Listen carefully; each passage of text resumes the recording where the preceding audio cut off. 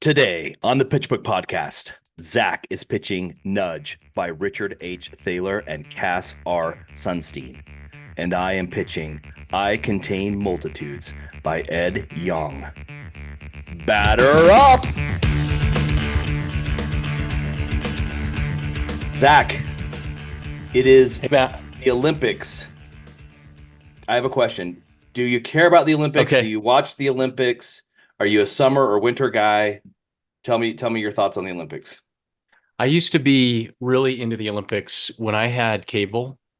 Uh-huh. When the Olympics would come on, I'd stay up until 2 in the morning, 3 in the morning, watching all Olympics. Even though we're in Utah, I love the Summer Olympics. I Okay. don't know why. I just have a hard time getting into the Winter Olympics, which Yeah. is weird because we just won the bid for the 2034 Olympics. I'll See, probably go volunteer and get a yeah. cool pin Yeah. and coat. But in 2002, I just missed it. I was like 22, just married, couldn't even afford to drive to Park City to Yeah, exactly. see anything. We did let alone drive. We drove downtown and got our picture taken in like a life-size snow what do you call those? Snow globe. Like you'd go stand in the snow globe and someone would take your picture, and that's about all I Oh, remember because it was just chaos downtown.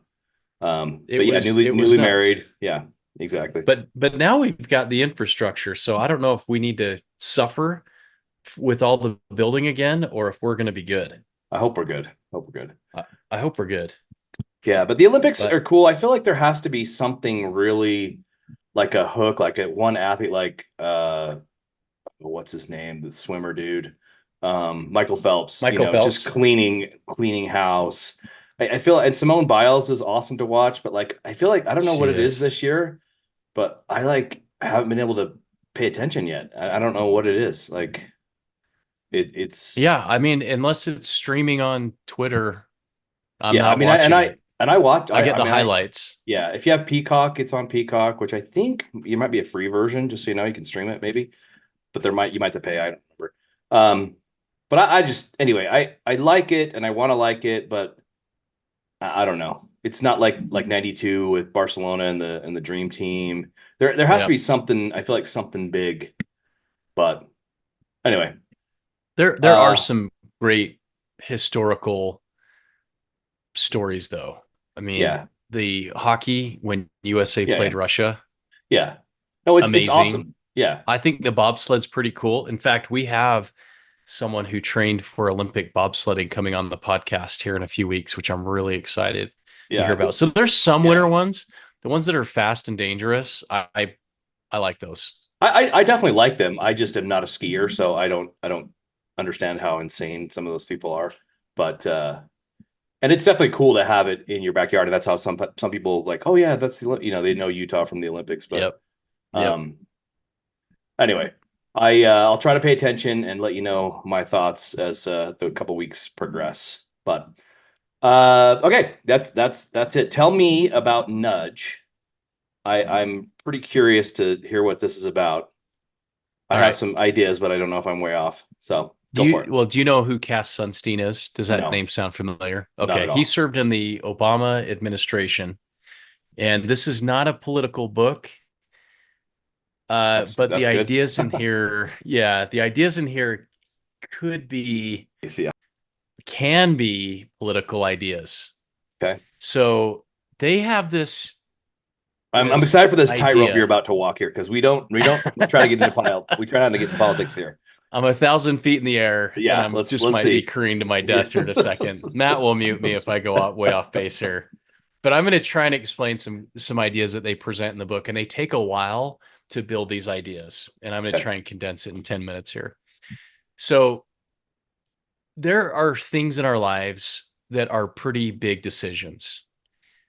But oftentimes when we aren't familiar with the territory or the content, we're likely to not make a decision. And I'm going to dive into one here in just a second, like your 401k plan at work. A lot of people get in their mid 20s, early 30s. It's the first time they've ever been able to save for retirement. And they just don't understand, like, what is 401k? That doesn't even make sense. What does it have to do with retirement? So they tend to not enroll, not participate, and years later, when it's, I don't want to say when it's too late, but When it they're becomes like, apparent how important it is. they put money in if I put money in. Yeah. So they have this concept that they call libertarian paternalism. Okay. In other words, as a employer, I'm going to just make a default setting in our retirement plan that you're going to be automatically enrolled, Matt, in our Mhm. plan. We're just going to put you in the 401k, but we're going to give you really good disclosure. You're going to know that you're being auto enrolled. You're going to have a way to opt out if you want to.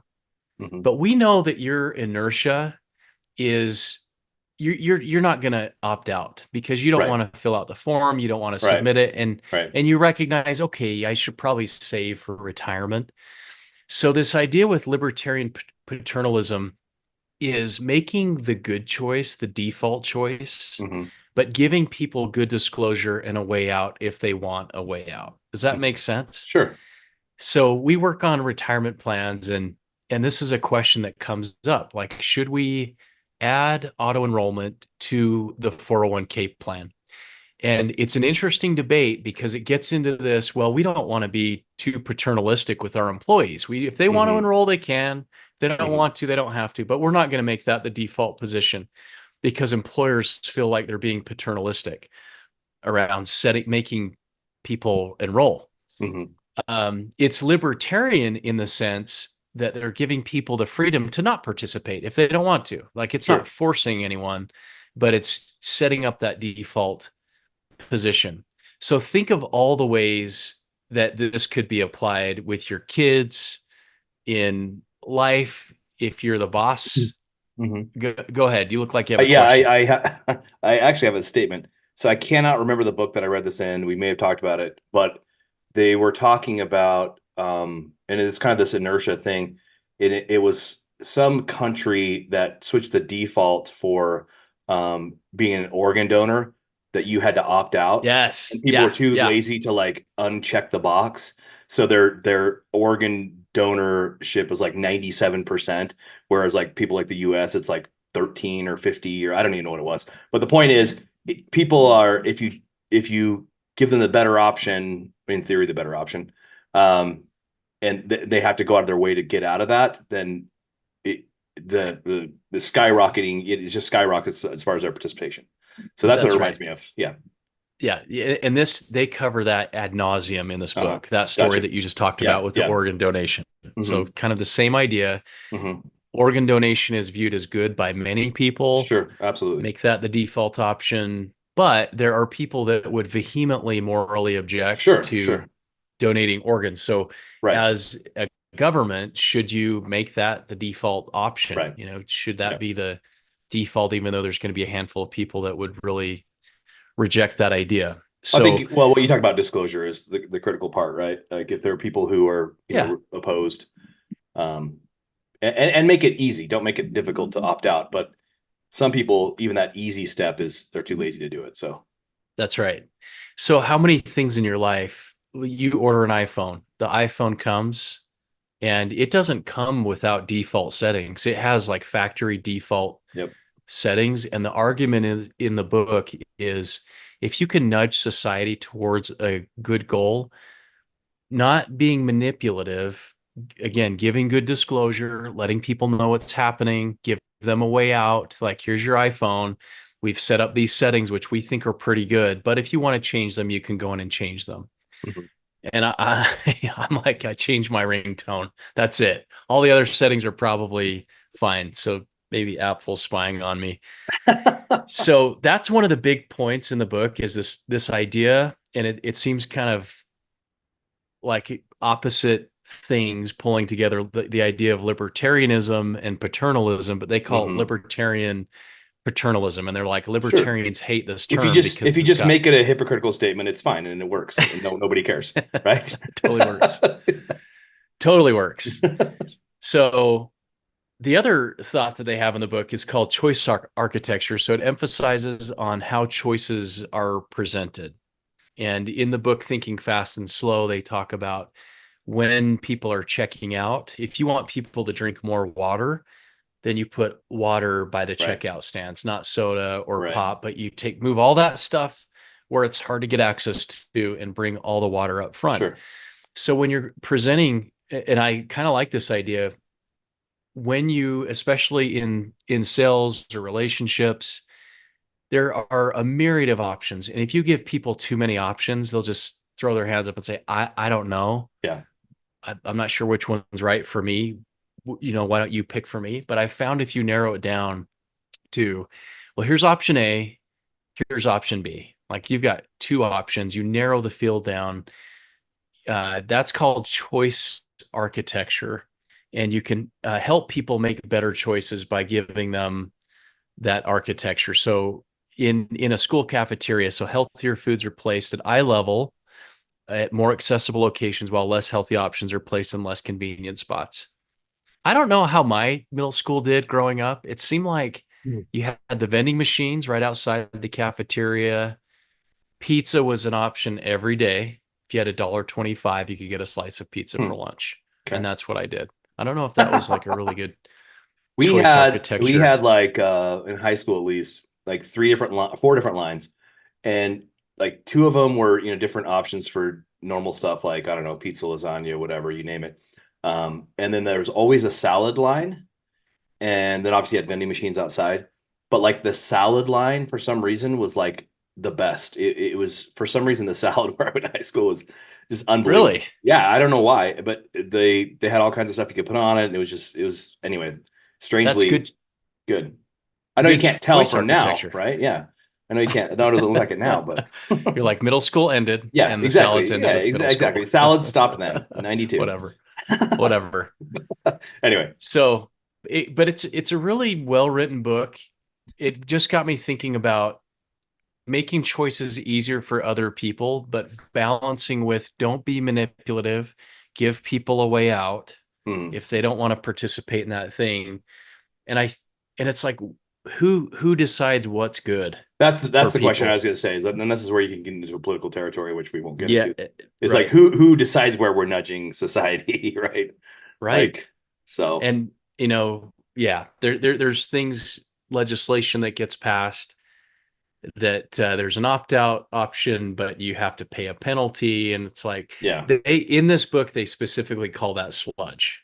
okay, If you do this choice architecture, paternalistic or libertarian paternalism, you're implementing these things and you make it difficult hmm, to get out of it, that sludge, like signing okay, up for a gym, yeah, super sludge, easy to yeah, do, but to get out, it's sludge. You yeah, can't get out. You have yeah. to write 9 letters. You have to complain. You have to call your senator to get out of this gym Oh yeah. membership, and they just keep dinging you forever. For So that's anybody that's interested, sludge. Ryan Hamilton has a great bit about quitting his gym. So if you ever want to, he's a great stand-up comedian. Ryan Hamilton, he's on. It's on. He has a. I don't know if he talks about the gym on here, but Happy Faces on Netflix. It's great, hilarious guy. Okay, we'll have to put that in the show notes. Yeah, it's great. That would bring a He's smile to hilarious. people's He's a faces. clean comedian, so anybody could watch him. Hilarious guy. Anyway, that just Yeah. reminds me of him having to write a letter to his gym, and it's him having to go by stationery. He doesn't know how to write a letter. It's great. Anyway, it's hilarious. So It's awesome. what are you taking from this book? Like, what are you going to apply, if anything, and what do you rate it? So the things that I'm applying are more work related. Okay, I'm simple going to choices. simplify the choices to things that are universally viewed as good things. Hmm. Clear out all the stuff. There's 80% of the choices out there that are not essential. I think Hmm. in my practice, just simplifying things down to here are a couple excellent choices. You can't go wrong with either one. Hmm. So simplifying that in places like 401ks where you can automatically enroll people, but give them a simple way out if they don't want to Hmm. participate. Those are the things that In a I'm way, I'm kind of kind of focusing on. surprised. I'm surprised that some employers would want to auto enroll them because I know it costs them money, obviously, It to does. Yeah, it's participate. expensive. Yeah. So it's interesting that some would have the good hearts to you know make that Oh, a default setting. most of our plans, most of the clients that we work with do have adopted automatic enrollment. Oh, cool. That's good. Yeah, it's like, so if I go out and do education meetings and I try to enroll people into a 401k, I'll be marginally successful. Right. You have to make it exciting, but then as soon as the meeting's over, people are like, "Well, how do I enroll? Yeah. What's the Right. website? Oh, it timed out on me." And they forget about it. Where if you do the meeting and say, "Look, everyone's going to be automatically enrolled. Here's how you opt out if you want to. It's pretty easy." You end up, what would you guess the numbers are for an automatic enrollment plan? If you auto enroll everybody in the plan, what would you guess? I'll say Let's say 6 months 95%. later. 95% stay in it. It's my guess. Yeah, it's 90%. 90%. Okay. 90 plus percent do not opt out. They stay in their I think 401k. I think the thing is once you get your check and you're used to your check, assuming you don't have like bonuses and stuff, you don't really know the difference. That's kind of what my dad said. Like if you just take it off the top and you never see it, you're not going to think about, what I mean, you're not going to really think about it. But here's the good news, Zach. See, I've known you for quite a while, and you taught me to put money in my 401k and actually help me roll over stuff. And I'm just excited for the when I'm on my yacht in my 70s. I mean, I'll be smoking a cigar. Thank Oh you, yeah, Zach, yeah, for yeah. Thanks for yeah. Thanks for the appreciate you, yacht. buddy. Thanks for the yacht. Yeah, taught me to save. I hope that's the case. Okay, but I don't know why I'm That's the goal. smoking a cigar and sound like that, but that's what I anticipate at 70. All right, cool. So what do you rate it? And okay, and Sorry. I'm gonna rate it I think it's a solid triple. Okay. It doesn't really have to Is do it with long? mindset Is or it? personal growth. Yeah. No, I didn't. Wasn't too I, long. they just go You in. mentioned something going ad nauseum, and I'm like, okay, well that might be. Yeah, Um. the like parts of the when they're talking about the organ donation, Yeah. that I felt like was excessively long. Okay. I have something I'm gonna um share with you. What is this guy's name? Okay. I sent you this guy's Twitter, and this is reminds me of what you were talking about a little bit. If there's something's going on too long, um, Skip okay, it. yeah. Well, here's what he says, Okay. and this is I can't remember who said this, but it's not George Mack was like, I wish I had thought of this, and he said it changed his mind once he changed his life once he thought about it. And he says one should not read like a dog obeying its master, but like an eagle hunting its prey. Oh, sorry, it's D Oh Hawk. yeah. D Hawk that says I that. did read You this. remember Yeah. that? Yeah. Yes. And he says this made me realize I had left the education system, but the education system had not left me. So that kind of has changed my tune a little bit. Is like, okay, you know what? If this part's getting boring, why am I listening to it? Like generally speaking, I like all the books I listen to or read or whatever. But sometimes you're like, okay, really, let's move on. Like this is too much. And anyway, we'll get into that later when I talk about a different book. But um, anyway, I like that saying that it's not a dog, you know, obeying its master, but you're an eagle hunting Hmm. a prey. So find what you want to get out of the book and skip the filler, right? Yeah, I love that. It's a good quote. But we are trained to start on page one, read Yeah. all 400 pages, and that's me. When you sent that to me, that hit a chord. I'm like, once I start the book, I have to I read. it it I was will just skim though. If it's like, okay, I don't need all these details. I will kind of skim yeah. through Yeah. till it gets interesting again. All right, Cool. let's hear about your book. This Okay, sounds so this super is a interesting. book. Usually, and I totally forgot to ask, how did you find this book? Let's get back to that real quick. We always talk about how we found this book. Has this just been on your list? Somebody recommended it? How did you hear about it? You know what? That's a good question. It was on my reading list and I found it was on Libby. It was available. Oh, okay. So you just grabbed it. So I just waited for it. And then when it came up, I started listening to it. So this one I listened to. Good. I think I'll probably get this book for clients, for 401k retirement plan clients Mm-hmm. to read, Think about. because they have this fear of being paternalistic. And I would say, as long as you don't add sludge Yeah. to the process, if people can just easily get out, they can Right. say, no, that's not for me, then it's no Yeah. big deal. Right. You know, it's all good. But the good thing is we know we need to eat healthy. We know we need to save for retirement. We know we need to uh, do things in life to not blow ourselves up later on. Yeah. You know, so So I make it the think default. Make it Yeah, the default. there was That's right. some other book I read where the guy wanted to play guitar and he finally realized I got to put the guitar in my room within, Atomic reach my Habits. hands. Is that what it was? Okay, yeah. It is. Yeah, Okay, yeah. cool. All right. So the book I am or read and talking about today is called "I Contain Multitudes" by Ed Yong.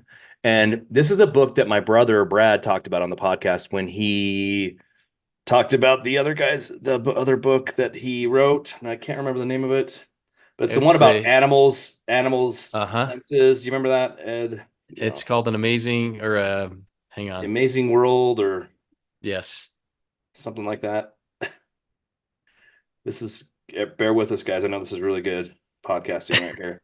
An immense An world. immense world. That's the word I Yes, was looking for. and Yeah. so So funny, this is the same author? same author, but this one is Okay. about bacteria, and viruses, Ooh, and all right. so, um, and Brad My actually favorite thing. said, Brad actually said that an immense world is better than I contain multitudes.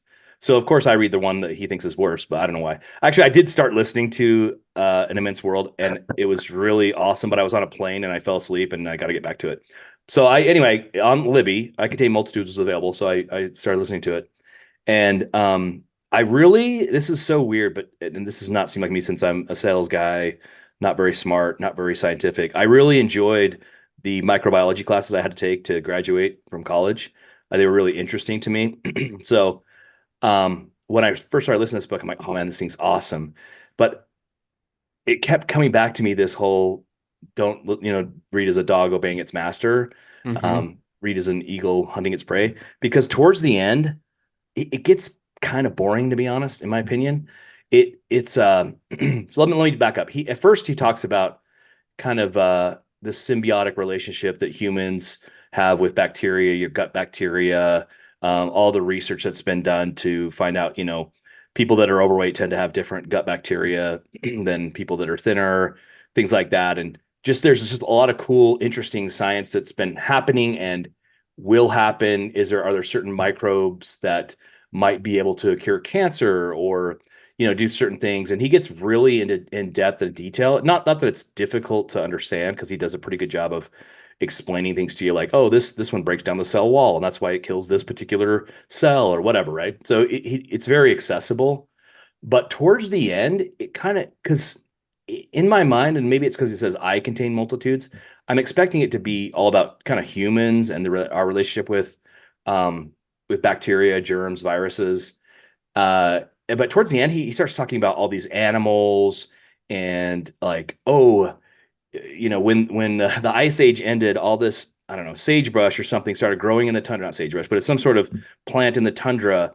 And if it wasn't for this particular bacteria, the animals that there was, the animals eating this plant wouldn't be able to break it down. And so, here's how it worked. Here's this bacteria has been critical to the evolution of this particular animal, and anyway, so it's certainly interesting, but it's almost overstays his welcome. Does that make sense? Like that, Yeah. that's towards the end. I'm kind of like, okay, buddy, Okay. let's move Got it. on. Or maybe I was just more interested in like the human side of things and some of the technology that's become available with like probiotics and what we can do to better our health and our lives with some of these microorganisms.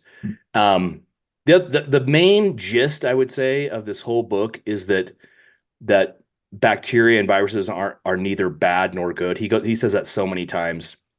He's just like, Really? yeah, that we want to. It's almost like it's actually almost dangerous to think like, oh, we need to always be scrubbing our hands. It's Mm-hmm. all we're just we want to live in this like sterile environment, and it's actually um, Not good for us. detrimental. It's detrimental to us because we need some of these things to survive. But there's tons of crazy experiments in here where like they raise these mice in this sterile environment, and they I can't even remember, get more aggressive or something because they don't have the right gut bacteria. But then when you introduce them to the population that has this been not sterile environment, they get back to normal and things like that. I can't really remember all the details, but there's a lot of cool, interesting experiments.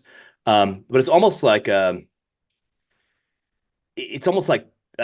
in a way ahead of its time because there's just so much science to still be done. Does that make sense? Yeah.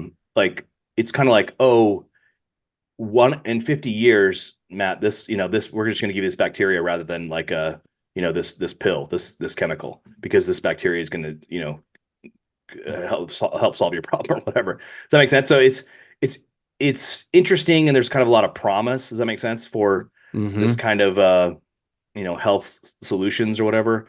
Um, And he's not talking about creating foreign viruses no. He's not talking about in creating new ones. okay. It's more like, How oh, do we this, leverage? yeah, like so this particular worm in South Africa, you know, can't get this type of cancer because of this microbe that it is with, or I'm obviously making this up.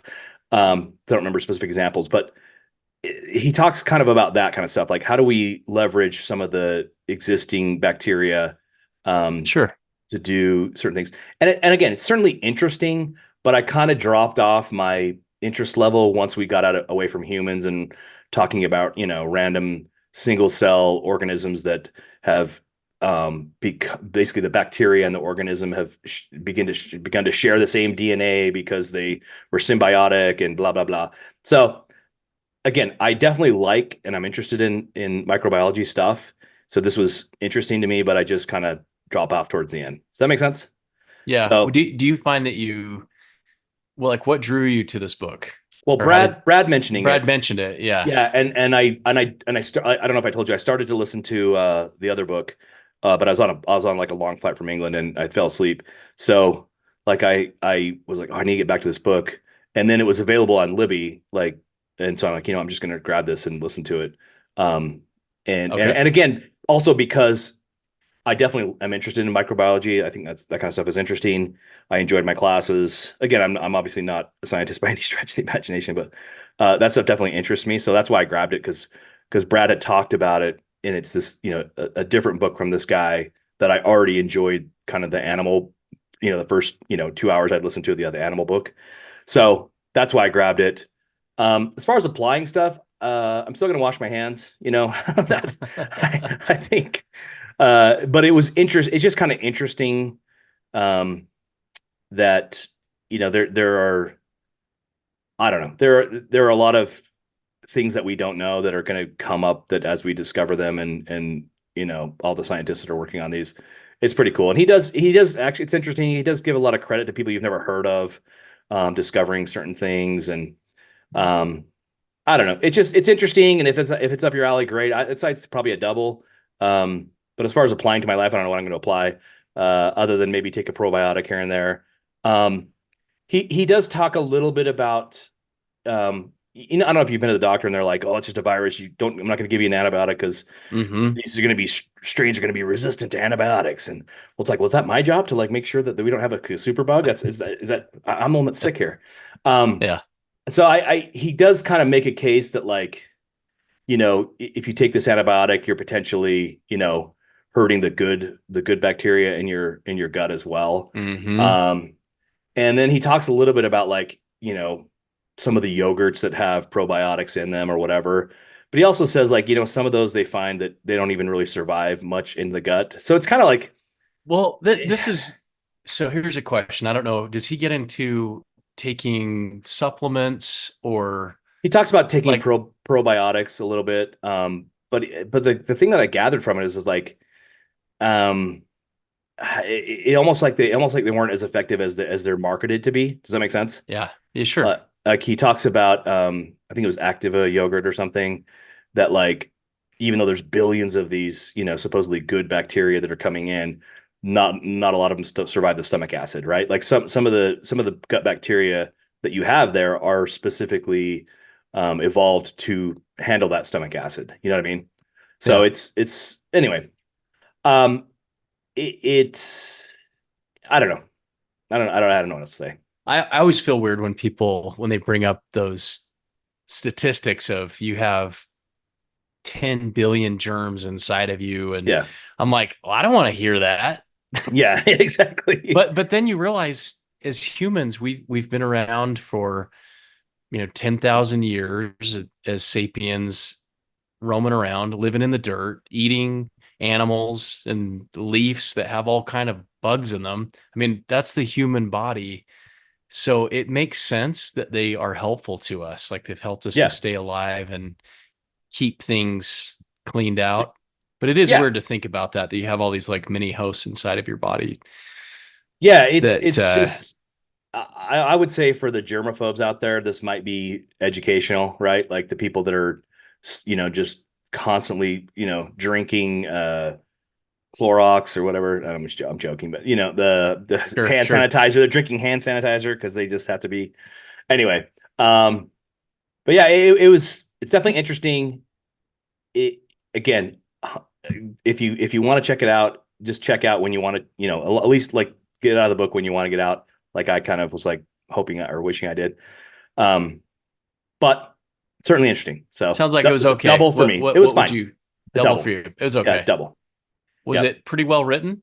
Oh no, it's great. It's great. Interesting It's writer? yeah, Okay. he's like I said, he's taking something extremely complex and making it understandable for the layman. So he's a great writer. It's excellent. But Brad said something that's kind of haunted me for a while, and he said it's not he said it in a good way about his other book. He said this isn't like a glorified magazine article that stretches out Yeah. and probably the book I'm going to do next it's that's what it sounded like. It's Is like that this guy's like, okay, this is a magazine article that he stretched into a 300-page book. Do you know what I mean? okay? So Yeah. Ed Young is not like that, and he does a great job. But I just kind of lost interest as we went to the tundra animal, microbiology of the yak. I don't know what. Does that make sense? It was just I just wasn't that interested anymore. So Gotcha. that is it. All All right. right. Anything else? Anything you want to say to wrap up in your recommendations? No, I would just if you're listening, we'll put all of the links to these books in on our Instagram page where we're pretty active. I try to post every week there. We'll put this in the show notes for the podcast, so you can just click on the link, order the book if you like it. And I just appreciate you wearing the Oakland A's hat today. Thanks for repping my A's. You betcha. Uh, You we, betcha. we we are truly a homeless team right now. Yes. Yes. We are It's without a home. very sad. I forgot they're going to be in Sacramento for like 3 years. I bet Sacramento's happy, but Yeah, sure. I sure. mean, the Would Sacramento you, if you A's. lived in Sacramento, would you buy tickets, season tickets? Oh, would I? Yeah, Yeah. yeah, I would Yeah. Okay. go if I was All right. closer for sure. I Got mean, it. they're going to be four Even though hours they're closer. going to be gone, like that's what I'm asking. Like if they were going to play in Salt Lake for 3 years, you'd be happy and go, even though that 3 years are going to be gone. That's my question, I guess. I think baseball games are fun because you have other teams that are coming to visit to your For sure. town. For sure. It's just a little weird. I don't even know if I understand why they're not in Oakland playing up until I don't it's like the either. lease is up or what? What are they doing Yeah, with this I think with the old so. stadium? Yeah. Okay. It's It's super just so weird. weird. But I am excited for them to be in Vegas. If I've decided this, if they change their name, if they go to Vegas and they change to some other club name, Besides the then A's, then I think I have to lobby to get a team in Salt Lake. That'll be there you my go. next There quest you is to go. get a team here. I don't know, but that will be the closest team. I think that's closer than the Colorado Rockies. For sure. For sure. So The Vegas Athletics. I'm up in the air. But Vegas Ace, that sounds kind of cool. Yeah, that does. It almost sounds like the Aces or Yeah, something. it's got a What good do you ring. what Yep. the only So let me just I know that you're a baseball guy, so I don't know if this is going to resonate. You're aware that there's a new professional hockey team in Salt Lake, right? yes, Okay. yes. What do you think of the name, the Utah Hockey Club? Okay. I'm gonna go counter on this because I think most people hate it. Okay. I actually like it. I liked the Yetis. I thought that was kind of fun. You could do a Okay. lot with a logo, like a big Yeti. Hmm. You could have a mascot. The Salt Lake Hockey Club is more akin Or the to what Utah we Hockey do Club. with, or sorry, the Utah Hockey Club Yeah. is kind of like Real Salt Lake, That's you an know. embarrassing statement. Real But Salt they Lake is do a that horrible. with I I know they know, do but they it do with that with soccer. all the time, I and get I'm it. like, okay, do it with hockey. It's fine. Okay, so let me. Sorry, we're on a The tangent here. hockey club's kind of cool. I don't know if I No, told we you we that. we need to discuss this. Yes, well, I don't know if I told you that I am a proud owner of season tickets to the Utah Hockey Club. I did Although not know that. I share it, I'm like one fourth. owner, so I think I have 10 games. Um, so we definitely need to go to a game when they come here. But and now just so everyone knows, Utah Hockey Club is only for this year. They're going to change it next year, allegedly. Um, I hate it. I think it's so Oh, you don't like it? no, it's Why? bad. I I just it's just it's way too soccery. Like this is not soccer at all. And I get it, like, Barcelona FC or whatever, Manchester What? United, cool, fine, that's fine. But that's a totally different sport. It's soccer. Like Utah Hockey Club, and this funny thing is my wife and I argue about this. She liked the Washington football team when they switched from the Redskins. And Okay. then now they're the Washington Commanders. And it's like the Commanders is so stupid, but like the Washington football team is so generic and dumb. It's the same. So I think Yeah, the same thing with that's the true. Utah Hockey Club. Like, oh, Yeah. hey, go club. Like it's just to me, it's dumb. Whereas like I think like Manchester United, right? Like they're the Reds. So like, okay, let's go Reds, let's go Whites, let's go Blues or whatever they is. There's some sort of separate S- name. Does that make sense? There, That yeah, I think something will emerge over time Yeah, and my naturally my out understanding of, is they're going to change it next year, but for 1 year it's going to be the oh, Utah Hockey Club. And oh, it's like, okay. really, am I really going to buy a jersey that says the Utah Hockey Club knowing that they're going to change it next year? You know? That's so dumb to me. So, What logo would you, or what mascot were you kind of, I what did they liked have? They had the the cutthroats, the Cutthroats I don't Yetis, like. Cutthroats is too the, what was this? There was like a snake one. there was like the rattlesnakes or something? I don't know. I can't, There was the what I liked is that Outlaws. I like the Black Diamonds, the Utah Black Diamonds for like skiing. Okay. I think Yeah. that was pretty Yeah. good. Oh, okay. Um, I can't remember what the Yetis is okay. It's a little like not real sport, right? Oh, here's a cheesy new sport that some 17-year-old invented, where the And I think Utah, Colorado already had a Yetis well, the logo Avalanche, or yeah, mascot. yeah, the mascot's Yeah. a Yeti, but it's because it's the Yeah. Avalanche. Yeah. Um, yeah, I don't know.